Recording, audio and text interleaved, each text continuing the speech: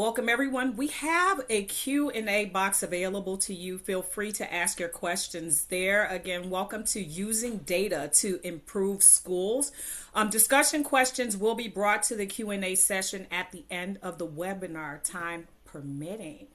Again, welcome. I'm Crystal Payne. I serve as the Executive Director of the UChicago Network for College Success, bringing 30 years as a teacher, school leader, a coach, and consultant to my passion of improving learning conditions and outcomes for and with young people.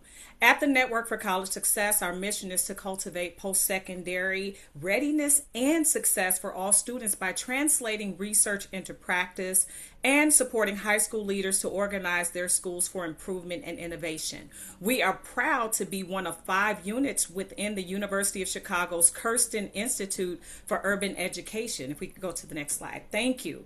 The Kirsten Institute brings together the Consortium on School Research, the To and Through Project, the Urban Teacher Education Program, the Network for College Success, and UChicago Impact. Our collective mission is to transform education by connecting research, practice, and policy to ensure equity and success for every student. Through rigorous research, direct training of teachers and leaders, and deep partnerships with pre-K through 12 public schools, our work now reaches 65 cities across 38 states. The goal is not simply to study improvement, but to enable it, to serve as a national model for research practice partnerships that drive lasting change. Thank you again for being here and for the leadership you're bringing to this work. Let's get started with a preview of our time together. We're excited to put Dr. Elaine Allensworth's new book in conversation with district and school leaders today. I'm so excited about this. They're bringing a bridge to the data and practice to support educator collaboration and student success. We'll begin with a brief book talk, about 15 minutes or so, where we'll ground ourselves in the core ideas, and then we'll move into a 30-minute panel discussion with leaders who are applying these concepts in real time in their schools and districts. If time permits, we'll take a few live questions at the end. Throughout the session, please use the Q&A box to share your questions and reflections. And before you leave, we're going to ask that you complete the short exit ticket. It helps us to continue to improve and tailor these conversations to what you need most. Today's session, folks, is really about how educators can use data more strategically to support teaching, learning, and continuous improvement. We'll explore which data provides the strongest signals for action, why teams need a clear and shared focus to be effective, and how to match the right data to the right purpose. Next slide, please. So here's who will be joining us today. We have the panel that will be moderated by Liz Dozier. She is the founder and CEO of Chicago Beyond. Of course, we have Dr. Elaine Allensworth, Executive Director of the UChicago Consortium, joining us to share her book. We have Principal Barbara Manjarrez from the back of the Yards College Prep High School. We have Nicole Milberg, Chief Officer of Teaching and Learning at Chicago Public Schools, and Lauren Musial, Lead Transformation Coach at the UChicago Network for College Success. We're happy to have them with us today. So, let me introduce Elaine to you. I'm delighted to introduce my friend. Dr. Elaine Allensworth is the author of Using Data to Improve Schools. She is the Lewis-Sebring Executive Director of the UChicago Consortium on School Research and a research professor at the Crown Family School of Social Work, Practice, and Policy. She has conducted research on educational policy and practice for the last 25 years. Elaine, we thank you for sharing your book with us today. In her recently published book, Elaine Allensworth explores how educators can transform data from static reports into powerful tools for collaboration, communication, and meaningful change. Welcome, Elaine. Thank you so much. Thank you, Chris. That was a wonderful introduction. I am so excited to be here today. I'm excited for the panel to hear about what everyone is doing in their own work. And I'm just excited to talk about using data in schools, because I feel like um, if you get it right, like if you use the right data in the right ways, the effects can absolutely be transformational. It makes everybody more successful. Students and teachers, school leaders. We have seen this in Chicago. We've seen it with the Freshman on Track work, where graduation rates increased by 25 percentage points in 10 years, along with higher test scores, more college graduates. It can be transformational. But unfortunately, I think data gets a bad rap a lot of times because it also can be used in very counterproductive ways. And I get really frustrated because I see it being used in ways that are not helpful when there's so much potential. So it matters a lot what data you use. It also matters how you use it. The fact is that improvement requires change.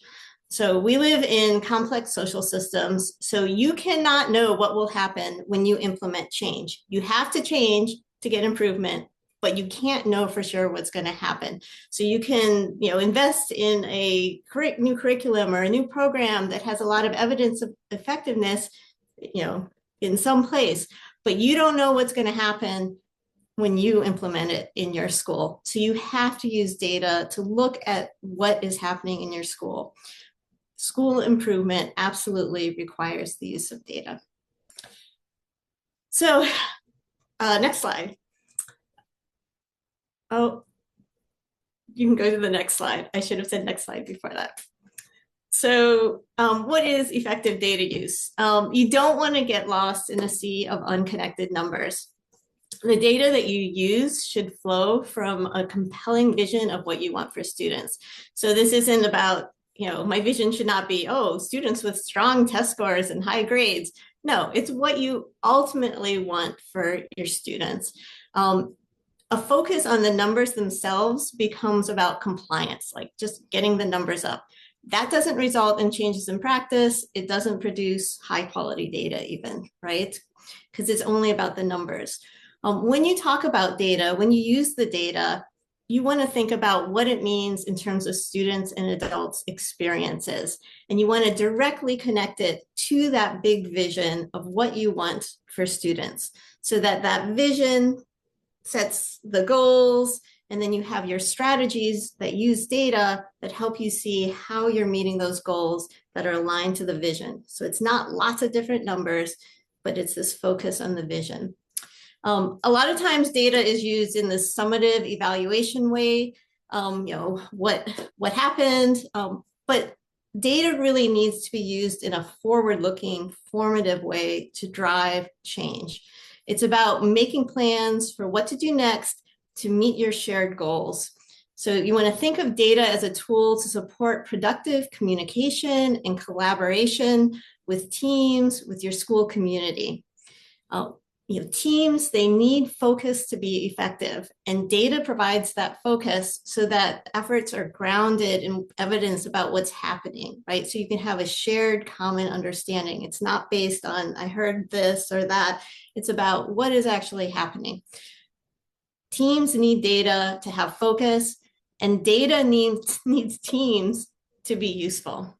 So you should be working together with the people who are represented by the data to figure out, what does this data mean? What are we going to do next? Next slide. So, I talk a lot about using data in the book, but I also talk a lot about what data are you using. In fact, I think the whole first half of the book talks about different properties of data, the 6 properties that you see here. We really need to do a better job interrogating the data that we use in schools for different purposes. A lot of data gets used in ways that actually does not make sense, given what we know about the data. Now, these are all properties that, that tell you how useful data is for the purpose of school improvement. Any kind of metric is going to be on a continuum. No data metric itself is perfect. It's going to be, better and worse in these different properties. What you need to figure out is it good enough for the purpose that is being used? A lot of times there's trust in vendor supplied data because there's research behind the metric that says it's reliable, it's valid. But it may not be malleable or predictive or available more than once a year. And it might not be reliable and valid for the purpose that you want to use it for. So there may be other data that will be better for your given purpose. Next slide. So reliability and validity, we hear a lot about those in the data world. Those are basic indicators of data quality. Reliability tells you, about the consistency of your metric, how accurate it is, while the validity is the degree to which it's measuring what you intend it to measure. A lot of times you'll hear concern about the reliability of local data, data that's produced in the school, things like attendance, grades, classroom observations. If you're not using data in a systematic way, it probably is messy. And so there probably is a lot of error. It may not be very reliable. The question becomes, is it sufficiently clean for you to use, right? Is it sufficiently reliable? Because even if there are errors, it still may be good enough to be really useful, particularly if it's strong on some of those other properties. So clean data is really important, but you're never going to have perfect data. And the fact is, even standardized tests, which will have reports about how reliable they are, they still have error. So in the middle and high school grades, for example, the error on a given test score, so the messiness in that test score, that can be equivalent to as much as an entire year of learning. So as much as students' scores change in an entire year. So that means if you're using it for the purpose of looking at mid-year growth in those older grades, what you see may be just as likely to be random error as learning, right? So it's reliable for looking across students, but maybe not reliable for measuring growth, especially if you're in the older grades, right? So in those cases, it actually would be better to use local curriculum-based tests for examining within your growth, because you don't have strong reliability when using those overall standardized test scores. And then the local curriculum-based tests are going to be stronger on other properties like clarity and availability. Thinking about grades, we tend to measure achievement with test scores and grades. We hear a lot about grade inflation. That represents concerns about reliability, like our teachers giving out grades idiosyncratically, and validity. Like, do these grades really represent, knowledge and skills in the area, the subject area that's being graded? It's true. Grades, can vary a lot across teachers. They're not based on the same assignments across teachers, courses, and schools. At the same time, there are standards, training, curricula, collaborative lesson plannings, peer observations. All those things can help provide consistency. And because of that, when we actually look at how reliable grades are, a lot of times, and it depends, but it depends on the person and the situation, but a lot of times the differences we see across teachers or courses are not actually larger than the error we see in a standardized test score. So just because they're not perfectly reliable doesn't mean they're not useful, and they actually may be more reliable than you realize. Especially when we're thinking about grades, if you combine them, so if you think about a grade point average, a lot of those idiosyncratic differences tend to even out. So students' GPAs actually become highly reliable as measures of achievement. And that becomes really important when you also then think about validity. Test scores are a very valid metric of the skills that are measured on the test in the way that the test measures them. But then you think about all the things that students learn in school that aren't included on standardized tests, and you realize there's a lot of things, they're highly valid for measuring those specific skills, but maybe not for everything that you want students to learn in school. So course grades are more comprehensive indicators, but their validity depends on teacher practice. So it becomes important to have systematic supports in place. Next slide. Okay, so you hear a lot about reliability and validity, but what really, really matters, and we almost never hear about, are predictiveness and malleability. Predictiveness, it tells us the metric that we're following really matters for our long-term goals and vision for students. So it actually matters. Does it predict if our goal is, students to be able to succeed in college, does it predict attaining a college degree? How strongly does it predict attaining a college degree? And then malleability is how much you can change it. So, you might be able to, there might be a metric that's, very predictive of how students do in college, but it's so hard to move that you can't actually get any leverage for changing college outcomes by moving it. And there can be some things that are very malleable, like, for example, what classes you enroll students in, or whether you decide, whether students get access to a particular kind of support. Those tend to be very malleable. Then the question becomes, well, how predictive is access to that support or that class for your long-term goal for students? It's the combination of those things that really matters. So if we look at metrics that are some of the most predictive of long-term outcomes, course grades, their GPAs almost always come out on top. And that's why they're so important. Also in Chicago, we have highly reliable surveys with strong response rates. And we find that students' reports on the surveys, the 5 essential surveys, very predictive of a lot of long-term outcomes for students. And grades and survey reports, they remain predictive even when we consider lots of other factors that could drive relationships. The big issue with standardized test scores, they're predictive of college outcomes, but they are not very malleable, especially after the 3rd grade. If you look at how much students' scores change from year to year, they barely change relative to the differences across scores among students in the same grade. That does not mean that students are not learning. It just means that standardized test scores can't capture all the learning that's happening in the older grades.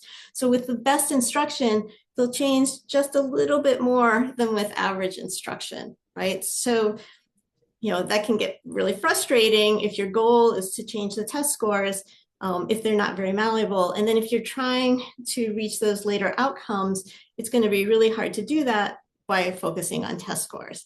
And because of that lack of malleability, actually working on students' grades and attendance actually ends up having a greater effect on their college attainment, because not only are grades and attendance predictive, but they're also more malleable. And it also can help you feel like you have more success, which is important for motivation for students and for adults.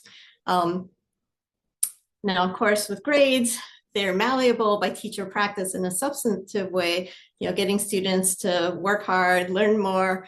But they also are malleable in an idiosyncratic way, which is not helpful for students in the long term. So, you need to have that trust in grades. Okay, next slide.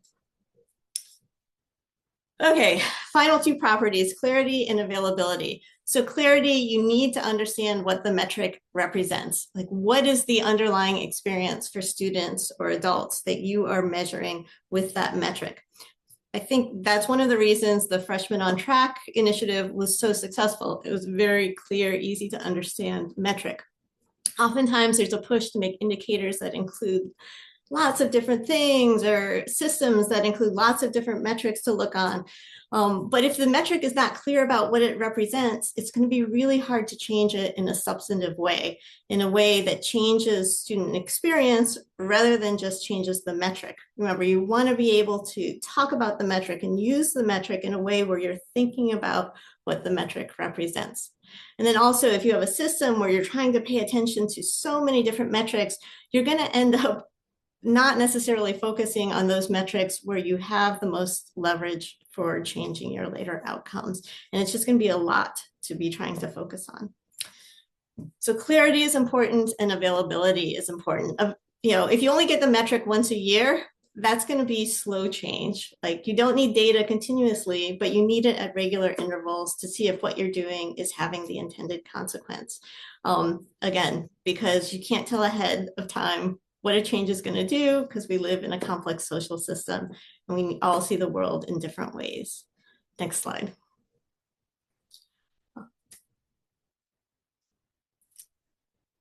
Um, so we want to think about all these different metrics as we're thinking about what we're using. And if you go to the next slide, we want to think about how we're using it. I'm not going to spend a lot of time here. I'll just say, just because the metric is only available once a year doesn't mean it's not useful, but you want to think of it in a formative way. So, a lot of times we think about data as summative data, old news. But that's actually really important formative data for the next year. It tells you what's going to happen the next year if nothing changes. So that's the starting point. And then it's very tempting to say, oh, this is just, we get these numbers because of the students we serve or, because of other things going on. Very true. Yes.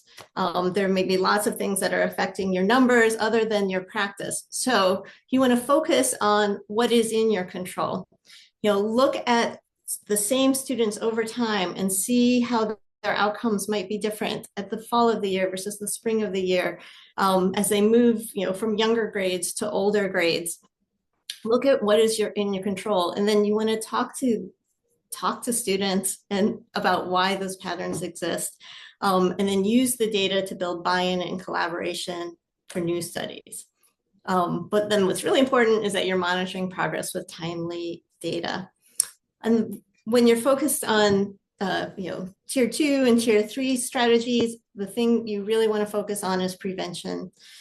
Again, don't wait until students are struggling. You probably already have data on students from the prior year or earlier in the fall year.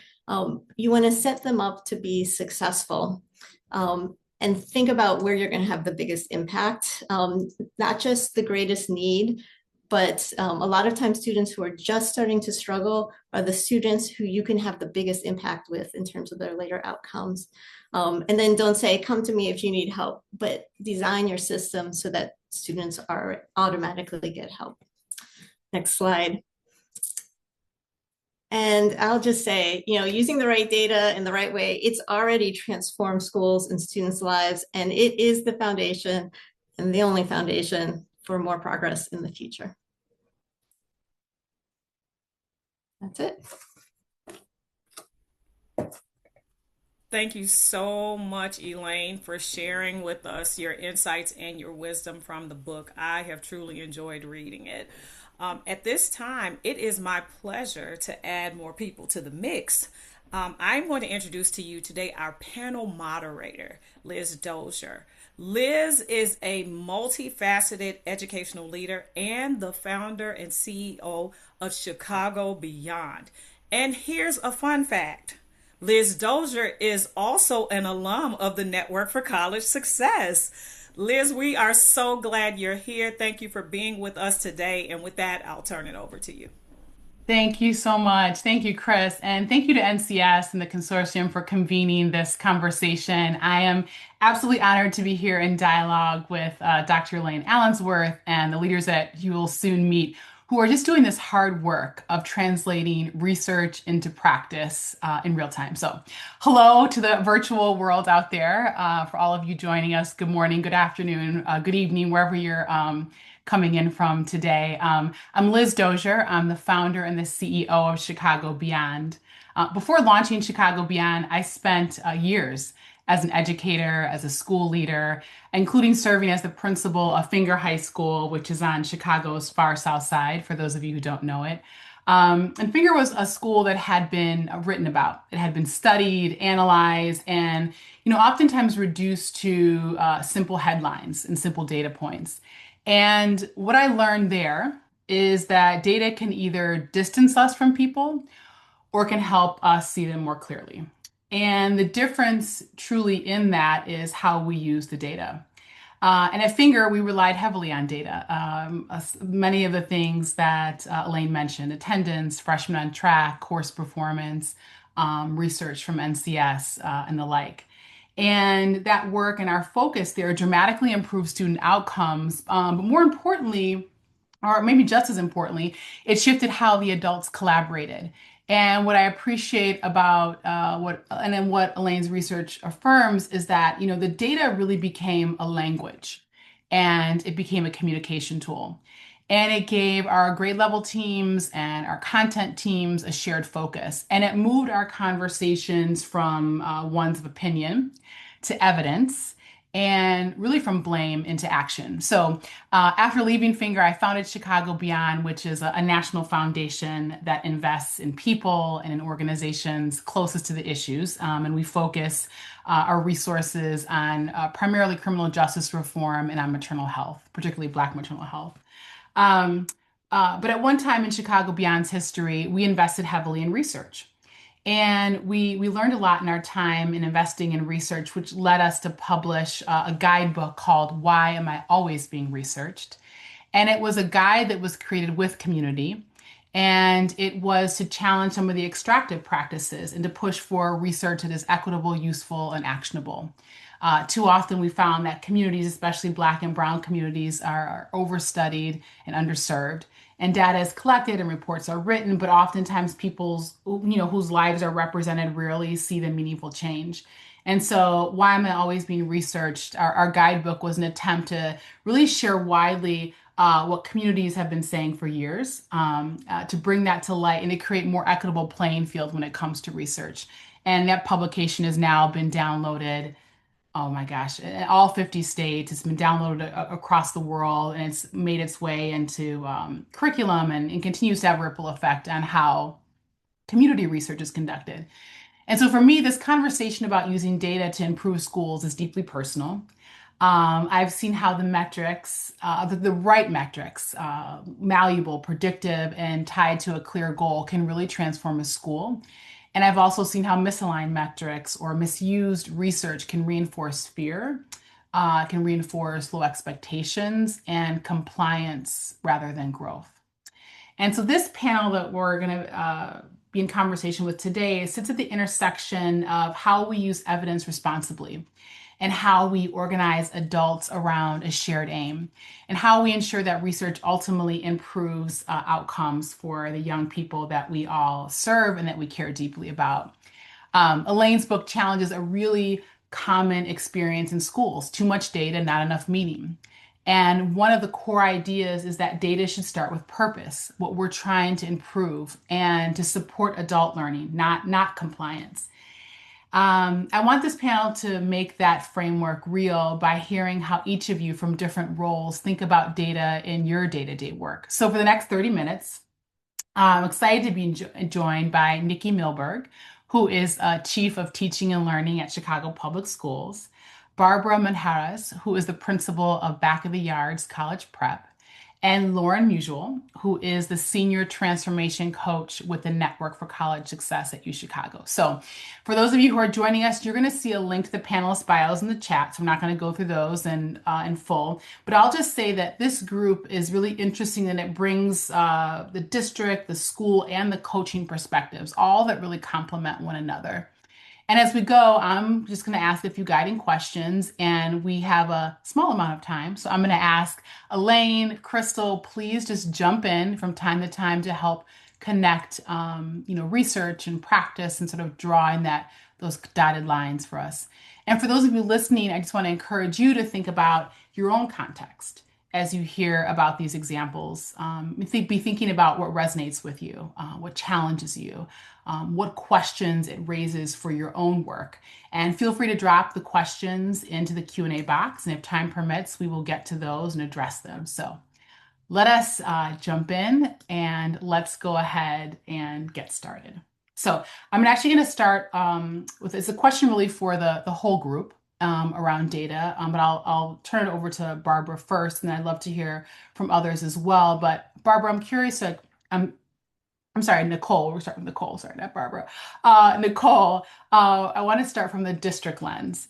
And how do you think about and use data in your role? And maybe if you would get in the granularity of it, what's one type of data that you look at regularly that really matters for the work you're trying to do?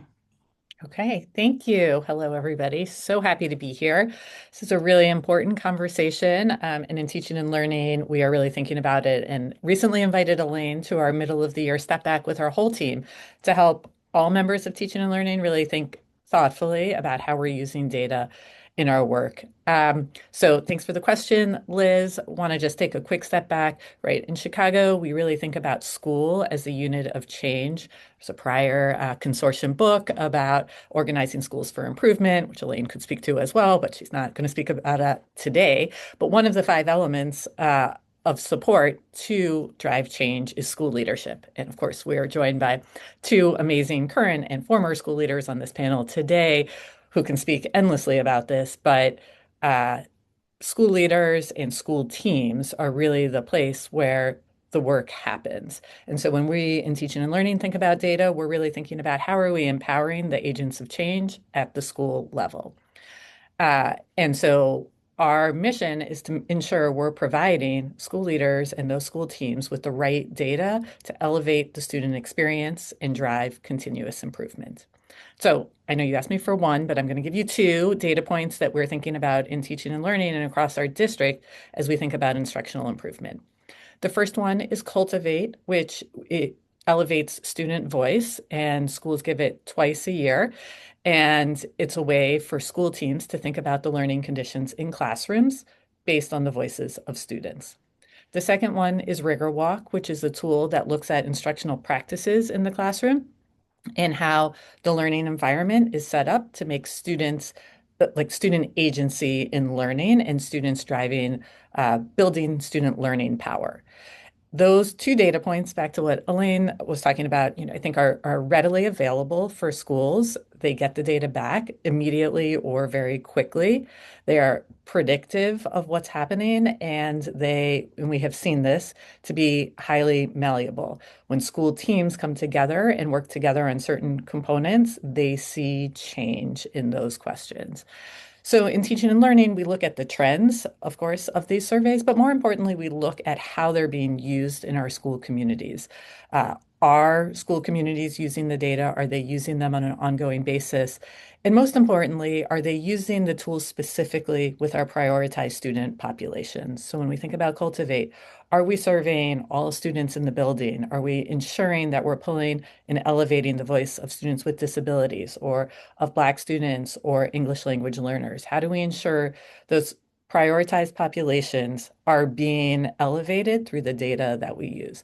And so we in teaching and learning have worked hard to make sure the data shows us whose voices are being elevated and ensuring our school teams know how to access that and use it in their school teams and in their learning cycles to drive improvement. And I think all of this aligns to the CPS policy, the continuous improvement and data transparency policy, that it is our role in teaching and learning to provide schools with this data, but it's also our role to hold ourselves accountable to ensure we're providing the right kind of data, that it's useful and being used, and which is why we needed Elaine to come and help us continuously think about that and improve at central office to make sure we are doing that well.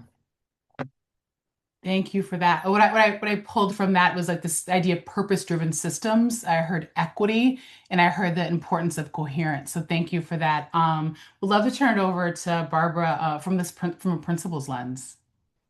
Yeah, I think it's hard for me to also, first of all, thank you, everyone. This is an amazing opportunity. And thank you to Elaine Allensworth. The book I read it. I told everyone before I read it in one weekend. It was just very valuable and gave me a lot of insight, especially as a new principal this year. Again, it's hard, just like Chief Milberg, to choose one metric. And so I will piggyback off of the Cultivate and also my second metric as grades. The Cultivate, I think, is a very valuable tool because it's student-centered and it's the student voice. And so something I really like that the district transitioned to doing this year was our learning plan that has been developed with ILT institutes. And so over the summer, I thought it was very valuable that the district strategically had us identify, what are leader metrics that you're going to monitor, what are student metrics, and what are teacher metrics. And so that was something new. At least I am new in this role, but that was something new for me. And it really held us accountable to, okay, how are we measuring progress for students over time? Yes, Cultivate is given at the beginning of the year and the end of the year, but for us at Back of the Yards, we were able to then identify those Cultivate questions and that metric internally for us to progress monitor that through our learning cycles that we engage in. And so that was an added metric that was important because those learning conditions tell a story, just like grades tell a story. And so that story of students and how they're experiencing the work is so valuable. And what I've noticed as a leader here is that student voice data really touches a teacher's heart just as much, if not more, than ACT scores and grades and attendance, because there's a hesitancy to reflect to that data. Well, that ACT data is not me. That grade data, it's kind of me, but not me. But when it's talking about student voice data, that touches them and gives them a call to action. The second thing that we monitor consistently is grades, because I think grades tell a story. Kind of grades and attendance hand in hand, right? If a student is not coming to school, that tells a story. That obviously then means they're not doing well in those classes. And so something that we've been able to do with that data that's given to us regularly is we start our year, we have a data analyst that starts our year launching, just like Elaine had said in the beginning, you have to be proactive and not reactive. And so we start our year with every teacher looking at their roster tool that shows them the GPA of the student who they're getting this year. They see their ACT score. They see their Star 360 tier. They see the story of the student so that from day one that they're teaching the student, they're able to understand what supports they can implement to support all of their students versus being reactive and waiting till that 5-week mark. Now, every 5 weeks, we typically will monitor our grade and attendance here, and also we monitor it alongside of our learning cycles, because as teachers implement instructional strategies to support students, we've been able to use the grade and attendance tool to drive whether or not that instructional strategy that we've been implementing is working. And so there's been a lot of power in both of those data tools that we use here at Back of the Yards. That was really helpful. Thank you, Barbara. What I pulled from that is, like, how do you make data, like you gave us real world examples of how to make data usable for educators to actually impact students' experience, not only in the classroom, but throughout their time at the school. Love to turn now to you, Lauren, to ask the same question from a coaching lens. Hello, everyone. Just echoing some gratitude and appreciation for being part of this conversation today. So in my role as a coach with the Network for College Success and building off what Nikki and Barb have shared, my role is to re-energize and reinvigorate some of these data conversations. Grades, behavior, attendance are data that are so ingrained into our school leaders' practice. But what I really appreciate Barb sharing is that it becomes a story. So using these familiar indicators alongside student voice and feedback from all users of our systems and the stakeholders. So that includes families, community members, and the adults on teams, as well as our young people, to help really broaden the data story and clarify and identify where we can make more, some improvements. And so part of the data that I bring to the conversation or help our teams think about differently are grades and GPAs. And we use this messaging of B's are better to highlight the goal of 3.0 GPAs, particularly for our students in 9th grade, because that 3.0 indicator means not only high school success in terms of graduation, but also post-secondary opportunities, access, and persistence. So thinking about an educator on a team and grounding them in that research purpose of why we're looking at grades and giving them that data view of 3.0s, it also helps reinvigorate their connection to their own personal why of improvement and how in their day-to-day roles they can really impact that student's trajectory through their educational experience. So these conversations, we aim to make them routine and really build teachers' inquiry muscles, not just the technical skills of going through a protocol. But these different data views when it comes to 3.0s can also challenge assumptions in some of the team conversations. And it really does help hold up a mirror to team members' instructional practices and what's the quality of the learning environment that they're aiming to create and how close are we to actually bringing that into reality. So it's helping to push teams beyond the surface level while also really progress monitoring how much we're growing and having the impact we're hoping to have. Just a bit of follow-up on that, Lauren, before we jump into the next question. I'm just curious about what questions do you encourage teams to ask before jumping into the numbers? Great question. I really start by asking team members to make predictions. These are data points that we are viewing all the time. And so making predictions and actually writing them out really can help team members check the assumptions they might have about what they're viewing and also help celebrate.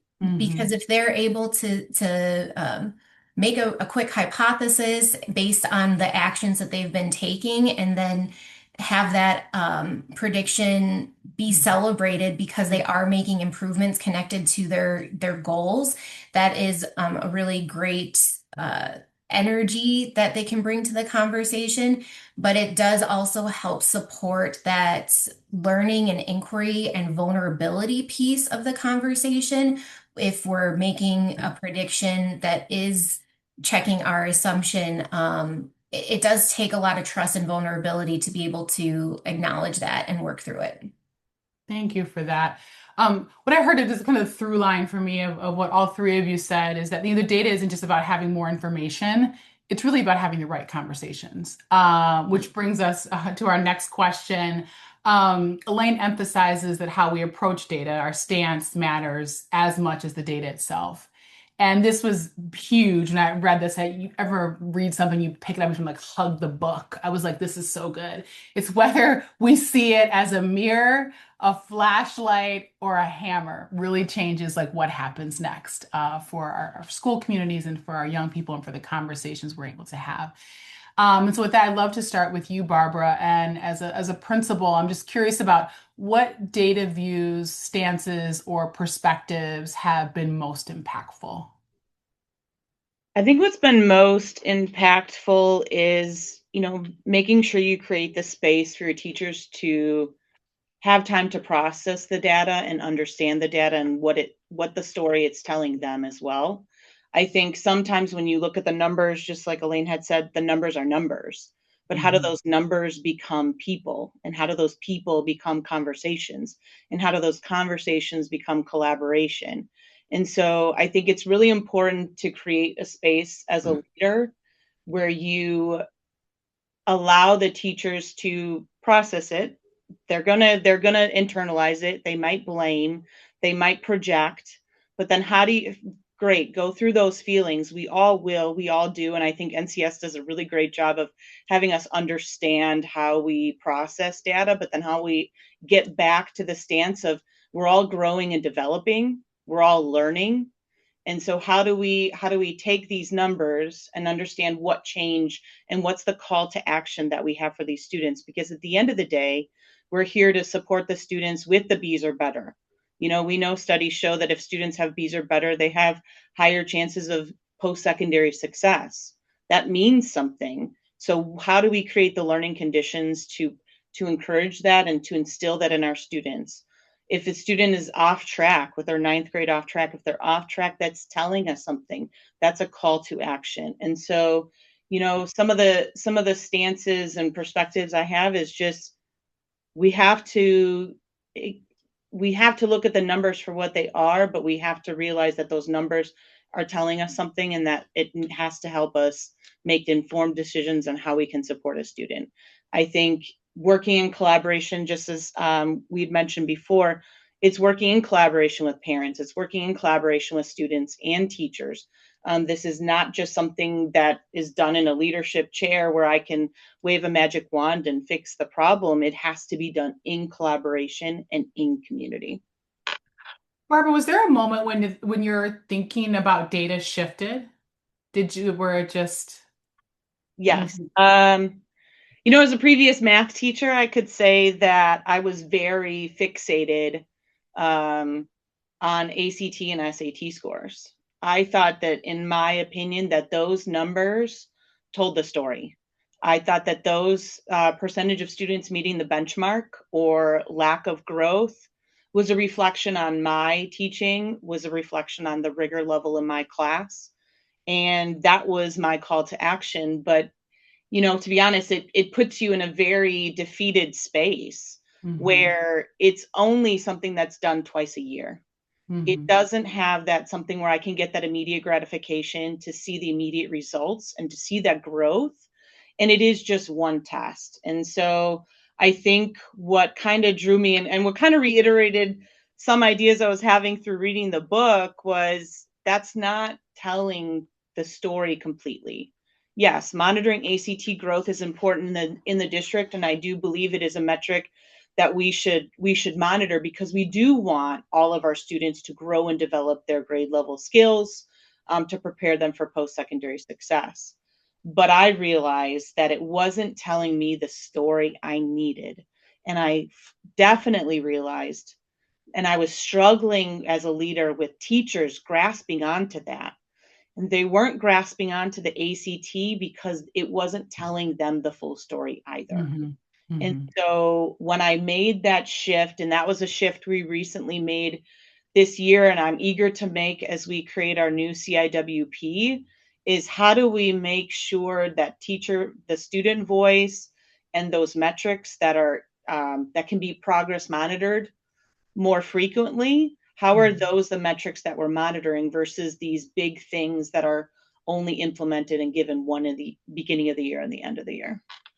Yeah, I know. I really appreciate you sharing that. As a former math teacher and also a principal myself, I just appreciate what you're emphasizing there around the progress monitoring and like how, again, what's emphasized in Elaine's book about, how are we looking at the full picture and the full story and making shifts and changes and pivots to serve our students from there.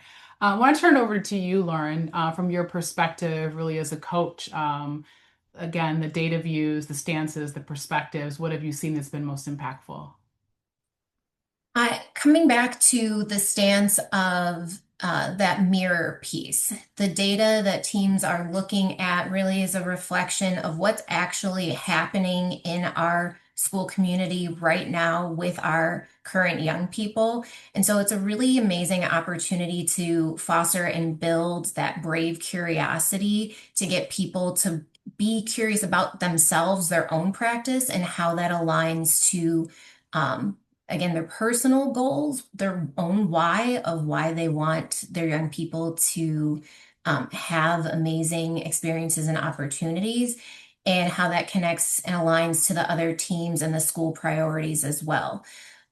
So that the level of vulnerability that's necessary does start with individuals being able to reflect on their own emotions and to build that comfort level of living in some ambiguity or uncertainty and being able to say, well, I'm not sure yet, but who can I learn from in my own space that's going to be supportive, and using these data tools for that true learning, not shame or blame. One way we do this in our teams, again, bringing the right type of data to the right people at the right time and having the space to have that conversation. One of the data points I bring is a 1F list. It's a really extremely actionable data point, and it's very empowering for teachers because the students are achieving in other classes, but what can I learn from my colleagues through this data conversation and in this space that's going to better support this young person? And when I speak to this young person, what are they saying is a barrier in my class, but something that's helpful in other classes that I can use to strengthen this experience? So again, that does require trust and vulnerability amongst the adults to be able to collaborate But it is very, very empowering, and it does move our educators to action quickly. Yeah, I appreciate you saying that because as I think about it, it's like really what you're modeling is a stance for others, especially when sometimes the results, they might be uncomfortable. I want to Absolutely. turn it over to you, Nikki, just to talk through from the district perspective about what you've seen that's been most impactful. Yeah. So appreciate the call out. And as a former math teacher myself, I do think I've learned a tremendous amount from school leaders and from other teams around the storytelling through data. I think my own lens was like, the numbers themselves say a lot, but actually it's the story behind it and giving the space for leaders and for anybody in the space to elevate those stories is helpful. So I think I would build a lot on what Barbara said. I think there's a couple of data points that I think about that really elevate the stance that we're trying to take. So through, again, the continuous improvement data transparency, we set a accountability measure around high quality curriculum, which is a data point that we now had not pulled in the past and now pull. And I think it sets a clear vision, and to Elaine's point earlier about what's important that we should be talking about. And I think prioritized for our schools, an equity piece around our students deserving high quality, grade level aligned instructional materials in front of them and giving school leaders the space to really have those conversations with teacher teams to get them to reflect and think about, are we providing students the right instructional materials? And I think that's a data point that, particularly in the elementary schools, has been really successful in terms of transforming the type of materials we're putting in front of our students on a daily basis. I think at the high school level, um, a lot around access to post-secondary success pathways. And I think in teaching and learning, that really falls into AP coursework that we've seen tremendous success in terms of schools opening up access points for many more students to be taking AP courses. And there's a lot of research to show that just access to AP courses changes students' success in graduating high school and in when they go to college. But we also see as we increase access to these advanced courses, we are increasing attainment for all student groups in our district. And so by focusing on access, starting in 8th grade to algebra and then through advanced pathways in high school, we have a lot of data to tell the story around how this is beneficial for all of our student groups. Nikki, can you just talk a little bit about the district's evolution when it comes to data views and stances? I mean, it has changed for those who, as education has changed over the decades, right? I think the Yeah. district stance on data has changed. And can you just talk about maybe what's helped move the district towards more of a data as a starting point stance? Yeah. I mean, I think that's a whole nother webinar of a lot of conversation because there's a Yeah. long history behind that I know many of us know. But, I do think the new strategic plan and this new accountability policy that was written really kind of named what we knew to be the case, which was in many times data was used as a very punitive measure and created conditions in schools where it was really hard to productively use data because it was weaponized in so many situations. And so I think the district was able to take a more reflective stance on like, what are we doing in central office that's creating these environments at our school level? And how do we change the way we talk about and use data centrally so that our school communities can change the way they use and talk about data? And so this big and shift in terms of at least in teaching and learning, not spending all our time talking about how, or really very much time at all, talking about how do you do on IAR or ACT, which are important, but instead really focusing on the practices and how are we giving schools the right tools to improve, and then think about how those might eventually, as a lagging indicator, impact things like standardized test scores, but more importantly, how are we driving improvements with right data on an ongoing basis? And then what are we doing differently in central office to enable those shifts? Wonderful. Thank you. I can't believe we only have 5 minutes left. So one last question I want to sneak in. And so I'm going to start with Lauren, then Nicole, then Barbara. Maybe just give us just your quick 30 seconds. What are you still trying to figure out? What's hard to measure? So I'm going to start with Lauren.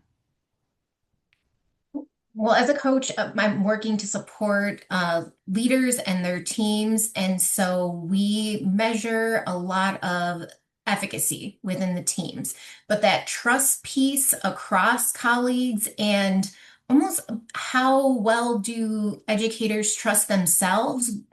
Sometimes I see in schools when teachers have made shifts in their mindsets and in their practice, and they see improvement. Sometimes they disconnect from it and aren't standing in their own strength. So while we're doing this work and collecting voice, we want to ensure that we're collecting educator feedback and voice and progress monitoring along with that so that they can stand in their strengths and feel empowered and continue to sustain those improvements. Thanks, Lauren. Nikki? Yeah. So, what are we trying to get better at? Many things. Two, I would name how are we using high quality curricular materials with integrity? What does it mean to be using them well in a school and while also empowering teachers to make decisions on the ground that meet the needs of the students that they're serving every day? And then how do we connect the work with our practice data to these lagging indicators? Because although we say, we're not focusing on IAR or ACT, those things still matter. And so how do we think about those long-term impacts of the work that we're doing? Thank you. I would agree with Chief Milberg. Still trying to figure out is that battle between the grades and the standardized test scores. Mm-hmm. How do we still look at both, but not focus on only one? And then it's what's difficult to measure is the high quality curriculum. I would agree. That we've implemented the rigor walk, which I feel like is a great step in the right direction. But I think there's sometimes still an issue with the grades and standardized test score about which one's a better metric to tell that high quality curriculum story. And so that's becoming a battle. And then the last thing, as a leader, I'm still just trying to figure out what's the right data to look at and how often without it being data overload. Awesome. Thank you to this panel for your honesty, for your forthrightness, for your vulnerability, and for the work you're doing every single day on behalf of our young people across the city and beyond. So across roles for our people tuning in, I'm hearing this shared theme of when data is tied to a purpose, learning, and relationships, it becomes support and not a burden. And when it's disconnected from practice, it quickly loses meaning. So with that, I'll pass it back to you, Chris, to close us out. Thank you. Thank you so much to our moderator and our panel. What a riveting discussion. I can't wait to see the video of this later. I was jotting notes feverishly, just such wisdom in the space, and I really appreciate each and every one of you. So everyone, as we begin to close out, the first thing I want to address is that we are not going to be able to answer all of the questions in the Q&A in this space. However, please, whatever questions that you do have, include it in the exit ticket by scanning the QR code that you see right now on the screen. And while you're at it, make sure you take a look at the helpful links. We have the Using Data to Improve Schools book. We also have the Office of Teaching and Learning website that you can check out. And Why Am I Always Being Researched? Gotta check that out. Download it today. All right. Can we go to the next slide, please? Please stay in touch. We will be having more webinars soon, and we hope to see you on them, joining us, having a great time learning what's coming out of the consortium. And please stay in touch with Network for College Success. Check us out at ncs.uchicago.edu. Many thanks again, and until we meet again, be well.